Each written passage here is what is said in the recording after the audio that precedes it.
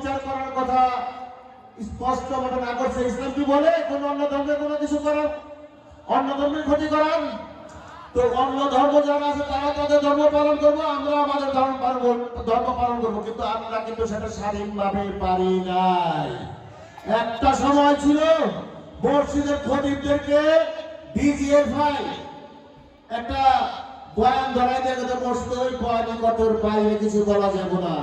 যেসব আলেম ওলামারা তার বাইরে কথা বলতো, কুরআন হাদিসের কথা বলতো, সেই তাদের মসজিদ থেকে বের করে দিত, চাকরি থাকতো না। আর মসজিদ কমিটি গুলা সব সুদখোর ঘুষখোর বইরা গেছিল। যারা সুদের কারবারি, শুধু সরকারের সমর্থনে তারাই মসজিদের দায়িত্বে ছিল। এমন ঘটনা দেখছেন না আপনার চোখে? দু একটা ঘটনা হয়তো ব্যতিক্রম হতে পারে, তার বেশিরভাগ মসজিদের সব আগে বাজে লোক, স্কুল বলেন, কবরস্থান বলেন, মসজিদ বলেন, সব জায়গা তারা দখল করে রাখছিল। কিন্তু কি হইল?